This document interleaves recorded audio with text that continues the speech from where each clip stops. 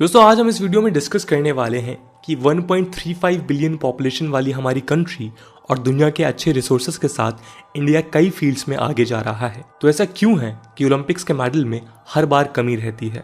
Tokyo Olympics में भी मीराबाई चानू ने वेट लिफ्टिंग में सिल्वर जीता है, पर उसके बाद कई इवेंट्स में इंडिया का परफॉर्मेंस उतना अच्छा नहीं रहा है। रिसेंट मैचेस में बैडमिंटन हो या टेबल टेनिस, इंडिया के पार्टिसिपेंट्स जैसे मनिका बात्रा और बी साई प्रणीत ने हार का सामना किया है। हालांकि बैडमिंटन में स्टार रहे पीवी सिंधु, बॉक्सिंग में पी रानी और आर्चरी में दीपिका कुमारी जैसे प्लेयर्स से उम्मीदें लगी हुई हैं। पर क्वेश्चन ये है कि इतने कम प्लेयर्स क्यों हैं जो ओलंपिक लेवल पर पहुंच पाते हैं और वहां अच्छा परफॉर्म कर पाते हैं। तो आइए आज इस वीडियो में हम एनालाइज करने की कोशिश करते हैं कि ओलंपिक्स में मेडल्स की संख्या कम होने का रीजन क्या है, और साथ ही में हम ये भी देखेंगे कि इनकी संख्या को कैसे बढ़ाया जा सकता है। दोस्तों इंडिया ओलंपिक गेम्स में पहुंचता है, मेडल के कई कंटेंडर्स होते हैं। गेम्स में इंडियन कॉन्टिजेंट भी बहुत बड़ा होता है। इस बार टोक्यो 2020 में इंडिया के 127 पार्टिसिपेंट्स का कॉन्टिजेंट शामिल है, लेकिन मेडल्स पर हेड के मामले में वर्ल्ड का सेकंड मोस्ट पॉपुलस नेशन बहुत खास ओलंपिक रिकॉर्ड नहीं रखता। पिछले 30 सालों में इंडिया ने केवल एक गोल्ड जीता है। ये गोल्ड 10 मीटर मेंस राइफल में 2008 में मिला था। ये एक बहुत बड़ा क्वेश्चन है कि इतना बड़ा देश होने पर हमारे पास इतने कम मेडलिस्ट क्यों हैं। ये बात शुरू करने से पहले ये नोट किया जाना चाहिए कि ऐसा बिल्कुल भी नहीं है कि इंडियन प्लेयर्स के पास स्किल सेट की कमी है। दोस्तों इंडिया में क्रिकेट और हॉकी की टीम्स और यहाँ तक कि फुटबॉल की टीम का प्रदर्शन भी काफी अच्छा रहता है। क्रिकेट और हॉकी तो दुनिया की फाइनेस्ट टीम्स में गिनी जाती हैं, लेकिन इसके अलावा कई स्पोर्ट्स हैं जहाँ इंडिया को फोकस करना बहुत जरूरी है। इंडिया का अंडर परफॉर्मेंस भी तो सैकड़ों बातों पर निर्भर है, पर कुछ मेजर इश्यूज हैं जिन पर काम इंस्टेंटली शुरू हो तो बेहतर है। इन इश्यूज में superstitious beliefs, poverty, poor infrastructure, lack of recognition in sports. इसका सीधा उदाहरण ये है कि क्रिकेट के अलावा हम किसी और स्पोर्ट्स पर फोकस नहीं करते और ना ही उसे देखना पसंद करते हैं। जेंडर इनइक्वालिटी यानी विमेन टीम्स को प्रोत्साहन देने के बजाय स्टीरियोटाइपिंग करना एक्सेट्रा शामिल है। इसके अलावा स्पोर्ट्स सेगमेंट में करप्शन भी एक मेजर मुद्दा है। दोस्तों सुपरस्टिशियस बिलीफ को आप भी अपने आसपास देखते होंगे कि जब कोई पेरेंट अपने बच्चे से ये कहते हैं कि स्पोर्ट्स प्रायोरिटी नहीं है, उसमें पैसा नहीं है, लाइफ सेटल करने के लिए जॉब करना जरूरी है, एक्सेट्रा, स्पोर्ट्स से जिंदगी बर्बाद हो जाती है, ऐसा कहना इंडिया में कॉमन है। हालांकि अगर गवर्नमेंट रिकॉग्निशन और बूस्ट लगातार मिलता रहे, लाइफ लॉन्ग पॉलिसीज हो और strong fundamental and institutional support हो तो शायद ये बिलीव्स खत्म हो जाएं। इसके अलावा गरीबी एक बहुत सीवियर प्रॉब्लम है। पॉवर्टी इसलिए सीवियर है क्योंकि कई स्पोर्ट्स में एक फ्री माइंडसेट से फोकस करना जरूरी होता है, पर यदि प्रॉस्पेरिटी की कमी है या लाइवलीहुड की प्रॉब्लम्स कंसिस्टेंटली बनी हुई हैं तो स्पोर्ट्स प्राइमरी फोकस नहीं बन सकता। ओलंपिक लेवल की तैयारी के लिए चाहिए इंफ्रास्ट्रक्चर, पर इंफ्रास्ट्रक्चर एडिक्वेटली मौजूद नहीं है। दोस्तों स्पोर्ट्स इंफ्रास्ट्रक्चर में केवल बिल्डिंग्स नहीं आती। इंफ्रास्ट्रक्चर का मतलब है कि एक world class sports person produce कर सकने की क्षमता। स्कूल एंड कॉलेज स्पोर्ट्स को एजुकेशन सिस्टम का हिस्सा मानने में अभी भी पेरेंट्स और टीचर्स को दिक्कत होती है।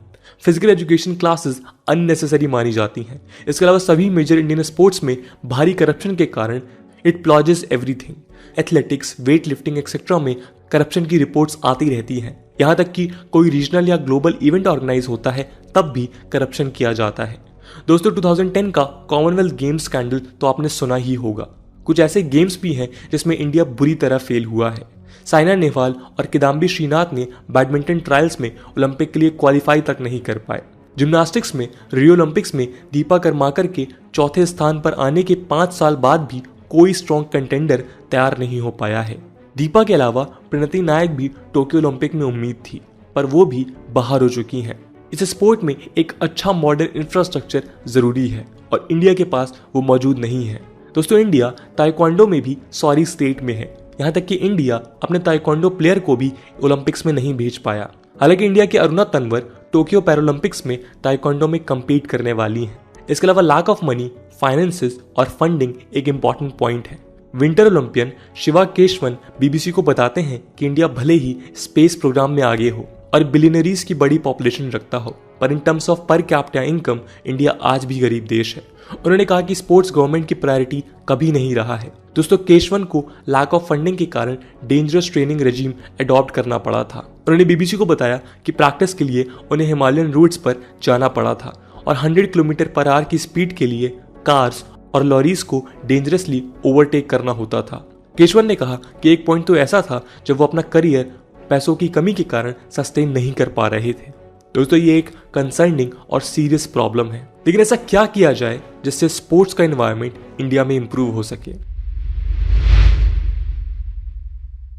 दोस्तों इस टैली को इंप्रूव करने के जो भी तरीके हैं उन्हें इंप्लीमेंट करना स्ट्रिक्टली और पैशनेटली फॉलो करना और पॉलिसीज को इवॉल्व करना सबसे जरूरी है। पॉलिसीज बना लेने से बूस्ट नहीं मिल सकता। पॉलिसी हर व्यक्ति तक पहुंचाने से और उनका स्ट्रॉन्ग इंप्लीमेंटेशन हो यह इंश्योर करने के बाद ही बदलाव लाया जा सकता है। फाइनेंसेस की बात करें तो पिछले 5 सालों में स्पोर्ट्स बजट बढ़ाया गया है। 2016 से 17 में जो बजट ₹1400 करोड़ था, 2019 से 20 में वो 2826 करोड़ अलॉट हुआ है। हालांकि फिर पैंडेमिक के कारण बजट 2021 से 22 में केवल 2500 करोड़ ही रहा है। दोस्तों 2016 में जो 48 नेशनल स्पोर्ट्स फेडरेशन यानी NSFS थे वो अब 58 हैं। हर स्पोर्ट्स की एक फेडरेशन होती है जो स्पोर्ट्स पर्सन्स और क्वालिटी डिटरमाइन करती है। इन फेडरेशन के साथ डोमेस्टिक और ग्लोबल इवेंट्स किए जाते हैं और क्योंकि ओलंपिक एक इंटरनेशनल स्पोर्ट्स इवेंट है, फेडरेशन के ना होने से एक बैरियर बन जाता है और स्पोर्ट्स पर्सन्स को रिकॉग्निशन नहीं मिलती। 2016 के रियो ओलंपिक्स के बाद शूटिंग का ओवरहॉलिंग हुआ है। 2016 के बाद national rifle association of India यानी NRAI को काफी क्रिटिसिज्म का सामना करना पड़ा। इसके चलते NRAI ने फॉलआउट्स को एनालाइज करने के लिए एक 4 लोगों की कमिटी बनाई। इस कमिटी ने रियो ओलंपिक्स में अंडर परफॉर्मेंस के रीजंस ढूंढना रिलेंटलेसली शुरू किए। अब स्थिति काफी सुधरी है और इंडियन शूटर्स ग्लोबल रैंकर्स हैं। हम शूटिंग में वर्ल्ड कप जीत रहे हैं। दोस्तों गवर्नमेंट इनिशिएटिव जैसे खेलो इंडिया प्रोग्राम स्पोर्ट्स के पीछे की साइंसेस पर भी फोकस करते हैं। 2014 में इंडिया का एक फ्लैगशिप प्रोग्राम डेडिकेटली ओलंपिक्स के लिए तैयार किया गया था। टारगेट ओलंपिक्स पोडियम स्कीम यानी टॉप्स को पिछले 5 सालों में मेजर सक्सेस मिली है और 126 एथलीट्स और टीम्स इसका हिस्सा हैं।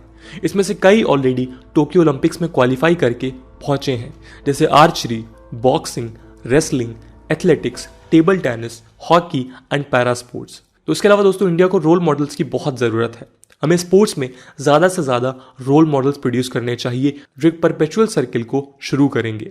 रोल मॉडल्स होंगे तो इंस्पिरेशन होगी और इंस्पिरेशन अच्छे स्पोर्ट्समैन प्रोड्यूस करेगी जो आगे खुद रोल मॉडल्स बन पाएंगे। हमें स्पोर्ट्स में एक कल्चरल रिवॉल्यूशन चाहिए। दोस्तों इसके अलावा आपके हिसाब से ऐसे कौन से स्टेप्स हैं जो इंडिया के स्पोर्ट्स इंफ्रास्ट्रक्चर को इम्प्रूव कर सकते हैं और अभी के टाइम इंडिया उसमें लैग कर रहा है? कमेंट सेक्शन में ज़रूर बताइएगा। आज की वीडियो के लिए इतना ही। आई होप आपको वीडियो पसंद आई होगी और अगर पसंद आई है अपने दोस्तों के साथ शेयर करना मत भूलिएगा। हम मिलते हैं अगले वीडियो में, तब तक के लिए जय हिंद, जय भारत।